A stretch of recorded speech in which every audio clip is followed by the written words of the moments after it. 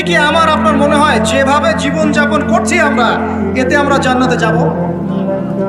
Honestly কি আপনি বুকে হাত দিয়ে বলেন তো, আপনার কি সত্যি মনে হয় এই জীবন যাপনের মধ্য দিয়ে আমরা সত্যি জান্নাতে যেতে পারবো?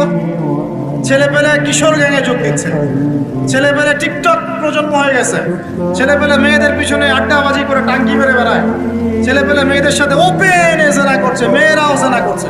কিছু কিছু বদ মেয়ের স্বভাব এমন, সে চাচ্ছে যেন তার সাথে জেনা করা হোক। চুল খুলে নগ্ন হয়ে রাস্তাঘাটে ঘুরে বেড়াচ্ছে। বাড়ির মেয়েরা পর্দা করছে না, মা পর্দা করছে না, বোন পর্দা করছে না, স্ত্রী পর্দা করছে না। দিব্যি বাসায় সুদের টাকা ঢুকছে, হারামের টাকা ঢুকছে, দুর্নীতির টাকা ঢুকছে, ঘুষের টাকা ঢুকছে। সত্যি মনে হয় যে এইভাবে আমল করে আমরা জান্নাতে যেতে পারবো? অথচ আল্লাহ সৃষ্টি করেছেন আমাদেরকে তার ইবাদত করার জন্য। এই দুনিয়ার জীবনের সংক্ষিপ্ত হায়াত দিয়েছেন, মৌতের পর হয় জান্নাত, আমরা জান, আর কোনো বিকল্প অপশন নেই।